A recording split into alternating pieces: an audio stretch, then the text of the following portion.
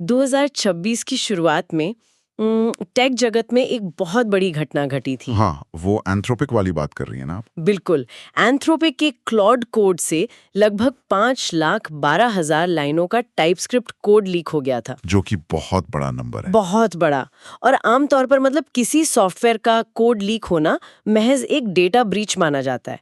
लेकिन आज हम जो चर्चा करने वाले हैं उसमें हम समझेंगे कि क्यों अब ऐसे कोड लीक का मतलब सिर्फ डेटा चोरी नहीं रह गया है। सही बात है, अब इसके मायने बहुत बदल गए हैं। हाँ, आज के समय में इस तरह के लीक का सीधा मतलब ये हो सकता है कि कोई हैकर किसी इंसान का चेहरा, उसकी आवाज, मतलब उसकी पूरी डिजिटल पहचान चुराकर उसकी जगह लाइव कॉर्पोरेट मीटिंग्स में फैसले ले रहा हो। और ये एक ऐसा डर है जो अब विज्ञान कथाओं से निकलकर असल जिंदगी का हिस्सा बन चुका है। क्योंकि तकनीक अब सिर्फ टेक्स्ट या जैसे पहले से रिकॉर्ड किए गए वीडियो तक सीमित नहीं है। बिल्कुल नहीं। अब हम सिंथेटिक प्रेजेंस यानी कृत्रिम उपस्थिति के युग में पूरी तरह प्रवेश कर चुके हैं। और यही हमारी आज की इस गहरी चर्चा का मुख्य विषय है। आज हमारे सामने पिकास्ट्रीम 1.0 रिसर्च इंक्वायरी .pdf नाम का एक बेहद जटिल और चौंकाने वाला दस्तावेज है, जो कि बहुत ही विस्तृत रिसर्च है। हाँ, और हमारा मिशन इस दस्तावेज की परतों को खोलना है, ये समझना है कि कैसे एआई अब एसिंक्रोनस मीडिया यानी बस एक कमांड देकर वीडियो बनने का इंतजार करना, उससे आगे निकल चुका है। बहुत आगे। मतलब अब ये सीधे गूगल मीट जैसी लाइव मीटिंग्स में एक डिजिटल इंसान के रूप में बैठकर बातें करने के लिए तैयार है। और इस दस्तावेज को पढ़ते हुए ये साफ हो जाता है कि पिकास्ट्रीम 1.0 कोई साधारण जनरेटिव एआई नहीं है। अभी तक जो वीडियो जनरेटर्स थे ना, वो एक बंद लूप में काम करते थे। उन्हें एक प्रॉम्प्ट दिया जाता था। हाँ, और वो कुछ मिनटों बाद एक आउटपुट दे देते थे। बिल्कुल। लेकिन लाइव वीडियो में हिस्सा लेना, सामने वाले को देखना, उसकी बात सुनना और उसी सेकंड एक प्रतिक्रिया देना, ये एआई के लिए एक बहुत बड़ी इंजीनियरिंग चुनौती रही है। तो चलिए इसको थोड़ा खोल कर समझते हैं। इस चुनौती को अगर जमीनी स्तर पर देखा जाए तो ये ऐसा है जैसे कोई कलाकार एक पेंटिंग बना रहा हो जिसके लिए उसके पास हफ्तों का समय है। हाँ, वो आराम से सुधार कर सकता है। बिल्कुल, वो अपनी गलतियां सुधार सकता है। पुराने वीडियो मॉडल्स इसी तरह काम करते थे। लेकिन लाइव मीटिंग में एआई का होना, ये एक लाइव थिएटर में परफॉर्म करने जैसा है। बहुत सही तुलना है ये। जहां आपको पता ही नहीं है कि सामने वाला एक्टर अगली लाइन क्या बोलने वाला है और आपको उसी पल एकदम सही भाव के साथ अपनी लाइन बोलनी है। और दस्तावेज के अनुसार पिकास्ट्रीम 1.0 इस लाइव परफॉर्मेंस को 24 फ्रेम प्रति सेकंड यानी 24 एफपीएस की गति पर अंजाम दे रहा है। जो कि मतलब बहुत ही तेज है। 24 एफपीएस पर रियल टाइम में होठों की हरकत, जिसे हम लिपसिंग कहते हैं, और चेहरे के भावों को रेंडर करना भारी कंप्यूटेशनल ताकत की मांग करता है। तो इसके लिए हार्डवेयर भी बहुत तगड़ा चाहिए होगा। बिल्कुल, यही कारण है कि ये मॉडल एक सिंगल एनवीडिया H100 जीपीयू की पूरी क्षमता का इस्तेमाल करता है। बाप रे। और ये समझना दिलचस्प है कि लाइव रेंडरिंग में एआई भविष्य के फ्रेम्स को नहीं देख सकता। हाँ, वो एक वीडियो की तरह आगे पीछे जाके चीजों को स्मूथ नहीं कर सकता ना। सही कहा। उसे हर मिलीसेकंड में तय करना होता है कि बोलते समय होठों का आकार क्या होगा। और इसे हासिल करने के लिए जो ट्रेनिंग डेटा इस्तेमाल हुआ है वो भी बहुत विशाल है। दस्तावेज में 1 crore pre training clips. 1 crore? हाँ, और 20 लाख सुपरवाइज क्लिप्स का जिक्र है। मुझे लगता है ये सुपरवाइज डेटा शायद वही है जहां एआई को सिखाया गया है कि जैसे खुशी या सहमति जाहिर करते समय इंसान का चेहरा असल में कैसा दिखता है। बिल्कुल, वो माइक्रो एक्सप्रेशन समझना। लेकिन इन सब के बावजूद इस पूरे सिस्टम में एक बहुत बड़ी रुकावट है। बीटा वर्जन में अभी 1.5 सेकंड की लेटेंसी यानी देरी दर्ज की गई है। देखिए, यहाँ सबसे हैरत अंगेज बात यह है कि तकनीकी विकास के नजरिए से अगर देखें तो कई मिनटों की रेंडरिंग से सिर्फ 1.5 सेकंड तक आना एक बहुत बड़ी छलांग है। वो तो है। ये इस बात का प्रमाण है कि एज कंप्यूटिंग और मॉडल ऑप्टिमाइजेशन किस हद तक सुधर चुके हैं। शायद ये बात कागज पर या किसी लैब में अच्छी लगे, लेकिन व्यवहारिक दुनिया में ये 1.5 सेकंड एक बहुत बड़ी समस्या है। वो कैसे? मतलब मानव मनोविज्ञान के अनुसार 2 इंसानों के बीच बातचीत में प्रतिक्रिया का समय लगभग 200 मिलीसेकंड होता है। अच्छा, हाँ। तो अगर कोई प्रोफेशनल मीटिंग चल रही हो और कोई एक सवाल पूछे तो 1.5 सेकंड की शांति एक बहुत ही अजीब खामोशी पैदा कर देती है। वो ऑकवर्ड पॉज आ जाता है। हाँ, ऐसा लगेगा जैसे सामने वाले का इंटरनेट कनेक्शन खराब है या वो ध्यान नहीं दे रहा है। मीटिंग का पूरा फ्लो टूट सकता है। मैं सहमत हूँ। ये एक बहुत ही व्यावहारिक चिंता है। जब लेटेंसी 200 मिलीसेकंड से ज्यादा होती है तो लोग अक्सर एक दूसरे की बातों के बीच में बोलने लगते हैं। बिल्कुल, जिससे फिर वो ऑडियो कोलिजन होता है। हाँ, पिका लैब्स का स्पष्ट लक्ष्य इस लेटेंसी को 1 सेकंड से कम यानी सब सेकंड लेटेंसी पर लाना है, जो कि जरूरी भी है। लेकिन जब तक ऐसा नहीं होता तब तक इंसानों को ऐसे सिंथेटिक एजेंट्स के साथ बात करने का एक नया सलीका सीखना होगा। मतलब उन्हें थोड़ा रुक कर बोलना होगा। हाँ, उन्हें सवाल पूछने के बाद एक गहरी सांस लेकर इंतजार करने की आदत डालनी होगी। ये तो हार्डवेयर और लेटेंसी की बात हो गई, लेकिन यहाँ बात सच में बहुत दिलचस्प हो जाती है इस पूरे दस्तावेज में। जो चीज मुझे सबसे ज्यादा सोचने पर मजबूर करती है वो ये है कि ये अवतार असल में सोचता कैसे है। ये बहुत अहम सवाल है। मतलब जब कोई अवतार मीटिंग में किसी क्लाइंट को जवाब दे रहा है तो वो ज्ञान कहाँ से आ रहा है। यहाँ ये स्पष्ट करना बहुत जरूरी है कि पिका स्ट्रीम 1.0 के पास अपना खुद का कोई दिमाग नहीं है। बिल्कुल नहीं। पिका सिर्फ एक शरीर है, एक चेहरा और एक आवाज। सोचने का काम बाहरी लार्ज लैंग्वेज मॉडल्स करते हैं, जैसे कि एंथ्रोपिक का क्लॉड कोड, ओपन क्लॉ या हर्मीज एजेंट। हाँ, और अगर हम इसको बड़े पैमाने पर देखें तो इसे आर्किटेक्चरल डिकपलिंग कहा जाता है। डीकपलिंग। हाँ, ये सॉफ्टवेयर डिजाइन की एक बहुत ही चतुर रणनीति है। इसे एक बेहद उन्नत डिजिटल कठपुतली की तरह देखा जा सकता है। अच्छा, मतलब कठपुतली पिका है। हाँ, जो बहुत शानदार तरीके से काम करती है, लेकिन उसकी डोर किसी और के हाथ में है। क्या बात है। इसका फायदा यह है कि डेवलपर्स किसी एक दिमाग के मोहताज नहीं है। कल अगर बाजार में कोई नया ज्यादा तेज और समझदार एआई मॉडल आ जाता है तो वो बस उसे बदल सकते हैं। बिल्कुल, इस डिजिटल शरीर को बदले बिना सिर्फ उसके पीछे का दिमाग बदला जा सकता है। और ये इंटीग्रेशन होता कैसे है? दस्तावेज बताता है कि ये सब गिटहब पर मौजूद पीका स्किल्स नाम की एक रिपॉजिटरी के जरिए काम करता है। हाँ, पिका स्किल्स। इसमें skill.md नाम की एक खास फाइल का इस्तेमाल होता है, और ये सिर्फ एक साधारण टेक्स्ट फाइल नहीं है। नहीं, ये असल में उस एआई दिमाग के लिए नियमों की एक किताब है। बिल्कुल सही। वो skill.md फाइल उस एआई को एक व्यक्तित्व देती है, पर्सनैलिटी। हाँ, वो तय करती है कि अवतार को मीटिंग में कब बीच में बोलना है, कब चुपचाप सुनना है, और उसका लहजा कैसा होगा, आक्रामक या कूटनीतिक। सही बात है। इसके अलावा इस सिस्टम को सेटअप करने के लिए डेवलपर्स को पाइथन 3.10 से ऊपर का वर्जन चाहिए। ऑडियो प्रोसेसिंग के लिए FFmpeg चाहिए और एक खास डेवलपर की जरूरत होती है जो DK से शुरू होती है। हाँ, डेवलपर कीज। और आपको पता है इस पूरे पिका स्किल्स इकोसिस्टम में एक फीचर ऐसा है जो व्यावहारिक रूप से मतलब बहुत हैरान करने वाला है। आप ऑटो बिलिंग की बात कर रहे हैं? बिल्कुल, ऑटो बिलिंग। मान लीजिए एक एआई एजेंट किसी बहुत ही गंभीर कॉर्पोरेट मीटिंग में बैठा है और सिस्टम के बैकएंड में क्रेडिट खत्म होने वाले हैं। तो क्या होगा? तो एआई एजेंट मीटिंग के बीच में खुद ही एक पेमेंट लिंक जनरेट कर सकता है। ये वाकई कमाल है। और ये सिर्फ एक लिंक बनाने तक सीमित नहीं है। अच्छा। एजेंट मीटिंग में जाने से पहले भी इस प्रक्रिया को ट्रिगर कर सकता है और जब तक ट्रांजैक्शन पूरा नहीं होता तब तक एक होल्डिंग स्टेट में रह सकता है। मतलब वो इंतजार कर सकता है। हाँ, ये दिखाता है कि एआई को केवल एक वीडियो टूल के रूप में नहीं बल्कि एक पूरी तरह से स्वायत्त यानी ऑटोनॉमस कर्मचारी के रूप में डिजाइन किया गया है, जो अपने प्रशासनिक काम खुद संभाल सकता है। बिल्कुल। अब इस स्वायत्त कर्मचारी की शक्ल सूरत पर आते हैं, क्योंकि पुराने जेनरेटिव मॉडल्स में एक बहुत बड़ी खामी थी जिसे आइडेंटिटी ड्रिफ्ट कहते हैं। अरे हाँ, वो चेहरे का बदल जाना। हाँ, अगर कोई एआई वीडियो लंबा चलता था तो धीरे धीरे इंसान का चेहरा पिघलने लगता था या उसकी नाक का आकार बदल जाता था। वो सच में एक डरावने सपने जैसा दिखने लगता था। आइडेंटिटी ड्रिफ्ट इसलिए होता था क्योंकि पुराने मॉडल्स हर फ्रेम को एक नई शुरुआत की तरह बनाते थे।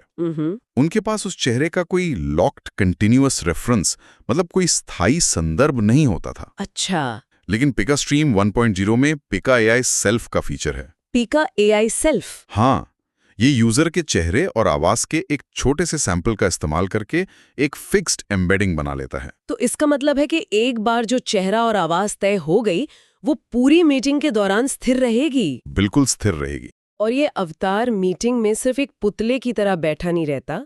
दस्तावेज के अनुसार इसमें वर्कस्पेस कॉन्टेक्स्ट और मेमोरी प्रिजर्वेशन की क्षमता भी है, जो कि बहुत जरूरी है क्लाइंट मीटिंग में। हाँ, मतलब ये अवतार मीटिंग में मौजूद लोगों को नाम से पहचान सकता है, कंपनी के पुराने प्रोजेक्ट्स का संदर्भ ले सकता है और यहाँ तक कि बैकग्राउंड में सीआरएम सिस्टम को अपडेट भी कर सकता है। और मीटिंग खत्म होने के बाद ये एक अच्छे सेक्रेटरी की तरह सबको नोट्स ईमेल कर देता है। मतलब ये सब काम बिना किसी इंसान की दखलंदाजी के हो रहा है।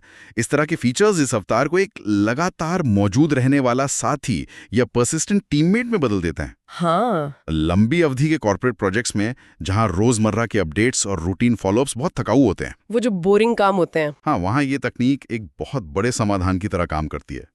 ये इंसानों को सिर्फ उन कामों पर ध्यान केंद्रित करने की आज़ादी देती है जहां सच में रचनात्मकता और रणनीतिक सोच की जरूरत होती है। लेकिन तो इस सब का आखिर मतलब क्या है? हम ये मान चुके हैं कि ये तकनीक बहुत उन्नत है और इसे चलाने के लिए NVIDIA H100 जैसे भारी भरकम हार्डवेयर की जरूरत है, जो कि बहुत महंगा है। तो जाहिर है कि ये टूल भी बहुत महंगा होगा। लेकिन जब हम दस्तावेज में इसके अर्थशास्त्र यानी इकोनॉमिक्स के आंकड़े देखते हैं तो पूरी कहानी पलट जाती है। वो इसलिए क्योंकि यहाँ तुलना सर्वर की कीमत से नहीं बल्कि इंसानी श्रम की कीमत से की जा रही है। पीका स्ट्रीम 1.0 के जरिए एक मीटिंग अटेंड करने की कीमत लगभग 20 सेंट्स से 50 सेंट्स प्रति मिनट के बीच बताई गई है, जो कि अगर प्रति घंटे के हिसाब से देखें तो ये लगभग 12 से 30 डॉलर प्रति घंटा बनता है। बिल्कुल। और 2026 के बाजार में अगर किसी प्रोफेशनल इंसान को इस तरह के काम के लिए रखा जाए, जैसे कि एक प्राइवेट इन्वेस्टिगेटर या एक पर्सनल शॉपर, तो उनकी फीस 80 से 120 डॉलर प्रति घंटा या 40 से 60 डॉलर प्रति घंटा होती है। बहुत बड़ा अंतर है। इन आंकड़ों को देखकर समझ आता है कि कंपनियां इसे सिर्फ एक फैंसी टूल की तरह नहीं देख रही हैं, बल्कि इंसानी कर्मचारियों के एक सस्ते और सबसे अहम, कभी न थकने वाले विकल्प की तरह देख रही हैं। हाँ, और इसी आर्थिक गणित ने उस ट्रेंड को जन्म दिया है जिसे बाजार में 1 पर्सन 1 बिलियन डॉलर कंपनीज कहा जा रहा है। मतलब एक इंसान की 1 बिलियन डॉलर कंपनी। हाँ, अगर एक अकेला एंटरप्रेन्योर इस तरह के 50 डिजिटल ट्विन्स को काम पर लगा दे जो एक साथ 50 अलग-अलग क्लाइंट्स के साथ मीटिंग कर रहे हों, तो वो बिना किसी बड़ी टीम के एक विशाल साम्राज्य खड़ा कर सकता है। बिल्कुल, ये एंटरप्राइज ऑटोमेशन का एकदम अगला स्तर है। और ये पिकासा के लिए भी एक बहुत लंबा सफर रहा है। हाँ, शुरुआत से लेकर अब तक। मतलब एक समय था जब पिका 1.0 और 1.5 के दौर में लोग पिका इफेक्ट्स का मजा लेते थे। अरे हाँ, वो चीजों को पिघलाने वाले वीडियोस। हाँ, जब वीडियो में किसी चीज को पिघला दिया जाता था या उसमें विस्फोट कर दिया जाता था, वो सिर्फ मीम्स बनाने और मनोरंजन तक सीमित था। फिर पिका 2.5 आया, जहां सिनेमैटिक पिका ट्विस्ट्स देखने को मिले, और अब पिका स्ट्रीम 1.0 के साथ ये पूरी तरह से गंभीर व्यावसायिक उपकरण बन गया है। लेकिन देखिए, किसी भी तकनीक के व्यावसायिक होने का मतलब ये नहीं है कि वो पूरी तरह से सुरक्षित या दोष रहित है। वो तो है। दस्तावेज में कई ऐसे खतरों का भी जिक्र है जिन्हें नजरअंदाज करना भारी पड़ सकता है। हाँ, और खतरों की बात करें तो एक खतरा तो बहुत ही अजीबोगरीब है। कौन सा? मतलब जब भी कोई नई तकनीक आती है ना, तो ब्रांड नाम को लेकर बहुत कंफ्यूजन होता है। टेलीग्राम पर एक पिका स्ट्रीम नाम की सर्विस पहले से मौजूद है। अच्छा। हाँ, जो इलीगल स्पोर्ट्स स्ट्रीमिंग और IPTV चलाती है। अरे बाप रे। और साथ ही PKVDB नाम का एक ओपन सोर्स डेटाबेस भी है। अब एक पल के लिए सोचिए, हाँ, किसी बहुत बड़े बैंक का IT डिपार्टमेंट अपने कर्मचारियों के लिए नया अवतार टूल सेटअप कर रहा है और नाम की उलझन में वे किसी पायरेटेड स्पोर्ट्स वेबसाइट के लिंक पर क्लिक कर देते हैं। ये तो बहुत बड़ी गलती हो जाएगी। कॉर्पोरेट दुनिया में ऐसी छोटी सी गलती साइबर सुरक्षा के लिए एक बड़ा सिरदर्द बन सकती है। ब्रांडिंग की उलझन तो अपनी जगह है, लेकिन सॉफ्टवेयर के अपने तकनीकी खतरे ज्यादा गंभीर है। जैसे किसी भी नए सॉफ्टवेयर के 1.0 रिलीज को लेकर बाजार में हमेशा एक डर रहता है। गेमिंग उद्योग का उदाहरण लें तो 1.0 रिलीज के समय अक्सर मेमोरी लीक या फ्रेम रेट ड्रॉप की समस्याएं आती हैं। हाँ, गेम्स अक्सर क्रैश हो जाते हैं शुरुआत में। बिल्कुल। पिका स्ट्रीम 1.0 के बीटा वर्जन में भी अभी विजुअल आर्टिफैक्ट्स की शिकायतें हैं। विजुअल आर्टिफैक्ट्स मतलब वो ग्लिचेस। हाँ, लाइव मीटिंग के बीच में अगर अवतार का चेहरा अचानक से डिस्टॉर्ट या विकृत हो जाए, अरे वो तो बहुत ऑकवर्ड होगा। वो पूरी प्रोफेशनल इमेज को खराब कर सकता है। और सुरक्षा का वो खतरा जिसका जिक्र हमने बिल्कुल शुरुआत में किया था, एंथ्रोपिक के क्लॉड कोड का लीक होना। हाँ, वो सबसे बड़ा मुद्दा है। चूंकि पिका सिर्फ एक शरीर है और उसका दिमाग बाहरी सिस्टम से जुड़ा है, तो अगर किसी हैकर ने उस बाहरी दिमाग में सेंध लगा दी तो क्या होगा? इससे एक बहुत जरूरी सवाल खड़ा होता है।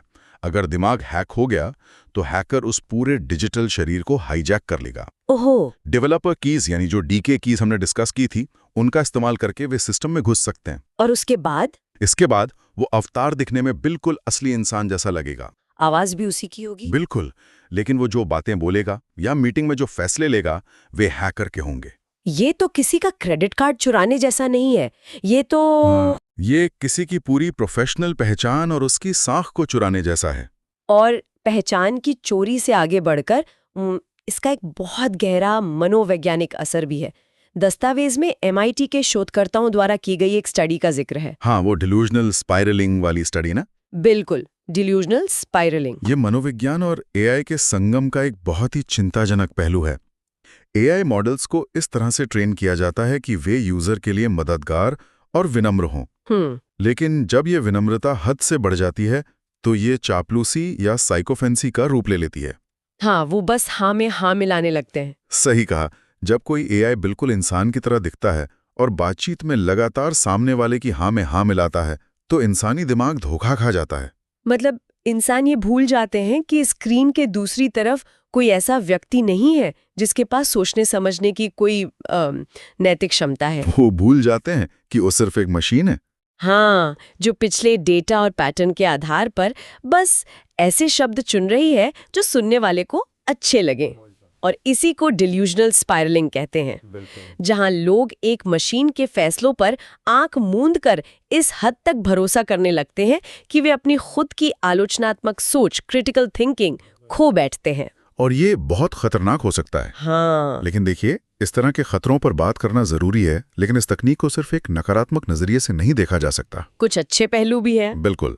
दस्तावेज में मेना रीजन यानी मिडिल ईस्ट और नॉर्थ अफ्रीका क्षेत्र का एक बहुत ही शानदार उदाहरण पेश किया गया है, जो इसके सकारात्मक प्रभावों को दर्शाता है। हाँ, बिल्कुल। मतलब अगर हम किसी ऐसी कंपनी की बात करें जिसका काम कई देशों में फैला है, जहां उन्हें अलग अलग टाइम जोन और अलग अलग भाषाओं में व्यापार करना है, तो ये तकनीक एक चमत्कार की तरह है। बहुत बड़ा चमत्कार है। दुबई में बैठी एक कंपनी को अगर रात के 3 बजे टोक्यो के किसी क्लाइंट से बात करनी है तो किसी इंसान को आधी रात में जागने की जरूरत नहीं। सही बात है। ये सिंथेटिक एजेंट बिना थके, पूरी ऊर्जा के साथ, और सबसे महत्वपूर्ण बात, बिना किसी भाषा की रुकावट के। हाँ, बिना किसी लैंग्वेज बैरियर के वो मीटिंग कर सकता है। क्या बात है। वो एक ही समय में जापानी क्लाइंट से जापानी में बात कर सकता है और उसी मीटिंग के नोट्स अरबी या अंग्रेजी में अपनी कंपनी की टीम को भेज सकता है। ऐसी स्थितियों में मतलब ये अवतार इंसानी कमियों को दूर करके व्यापार को सच में एक नई गति देता है। तो इतने सारे फायदे और खतरों के बीच सवाल ये है कि ये तकनीक आगे किस दिशा में जा रही है। हाँ, दस्तावेज के अंत में पिकास्ट्रीम के भविष्य का जो रोड मैप दिया गया है ना, वो साफ इशारा करता है कि ये तकनीक रुकने वाली नहीं है। बिल्कुल नहीं। अभी ये मुख्य रूप से गूगल मीट पर काम कर रहा है, लेकिन बहुत जल्द इसमें जूम, माइक्रोसॉफ्ट टीम्स और स्लैक का पूरी तरह से इंटीग्रेशन होने वाला है। और इसके साथ ही विजुअल क्वालिटी को बेहतर करने के लिए 4K रेजोल्यूशन का सपोर्ट भी पाइपलाइन में है। वो तो विजुअल्स को और भी असली बना देगा। लेकिन एक फीचर जो तकनीकी रूप से बहुत बड़ी छलांग लगता है, वो है अवतार को ब्राउजर कंट्रोल करने की क्षमता देना। ये गेम चेंजर है। हाँ, इसका मतलब है कि भविष्य में ये अवतार सिर्फ मीटिंग में बात नहीं करेगा, बल्कि वो अपनी स्क्रीन शेयर करके लाइव प्रेजेंटेशन दे सकेगा, वेबसाइट्स नेविगेट कर सकेगा, बिल्कुल डेटा पॉइंट आउट कर सकेगा, बिल्कुल वैसे ही जैसे कोई असली इंसान अपनी स्क्रीन शेयर करके करता है। और इन सब के साथ दस्तावेज में एक और कॉन्सेप्ट का जिक्र है जो विजुअल रेंडरिंग की दुनिया को पूरी तरह बदल सकता है। कौन सा? Physics aware AI। Physics aware? हाँ, इसे नेटफ्लिक्स के VOID मॉडल यानी volumetric object inference and depth, उसके संदर्भ में समझाया गया है। अच्छा, इसका मतलब ये है कि आने वाले समय में ये डिजिटल अवतार सिर्फ एक चपटा या फ्लैट वीडियो नहीं होगा,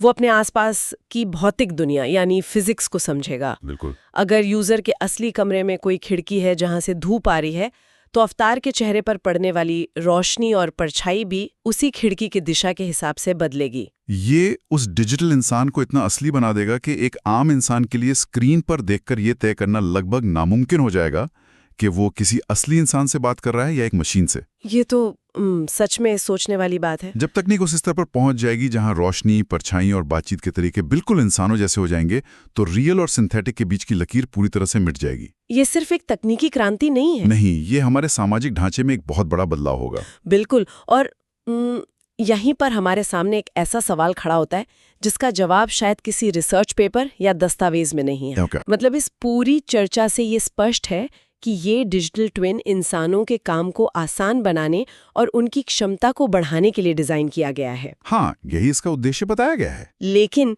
जरा एक ऐसी स्थिति की कल्पना की जाए जहां किसी कर्मचारी का ये डिजिटल ट्विन उसकी सारी रूटीन मीटिंग्स अटेंड करने लगता है। ठीक है। वो अवतार उस कर्मचारी से ज्यादा डेटा याद रखता है, वो कभी थकता नहीं है, वो कभी छुट्टी नहीं मांगता। हाँ। वो एक साथ कई भाषाएं बोल सकता है और कंपनी के लिए उसका खर्च प्रति मिनट के हिसाब से इंसानी वेतन के मुकाबले बहुत कम है। तो कुछ समय बाद वो अवतार उस कर्मचारी से ज्यादा कुशल और उत्पादक बन जाएगा। बिल्कुल। तो किसी न किसी दिन उस कंपनी का मैनेजमेंट ये सवाल जरूर पूछेगा कि आखिर उस असली कर्मचारी को वेतन क्यों दिया जा रहा है। ये बहुत ही डराने वाला विचार है। अगर वो सारा काम, वे सारे फैसले और वो सारा संचार एक डिजिटल अवतार द्वारा ज्यादा बेहतर तरीके से किया जा रहा है, तो कंपनी के नजरिए से असली कर्मचारी कौन है? मतलब इंसान या उसका अवतार? हाँ, वो इंसान जो घर पे बैठा है या वो अवतार जो रोज स्क्रीन पर आकर कंपनी के मुनाफे को बढ़ा रहा है। ये एक बहुत ही गहरा सवाल है। बस यही सोचने वाली बात है कि जब एआई सिर्फ टूल नहीं बल्कि आपका एक बेहतर वर्जन बन जाए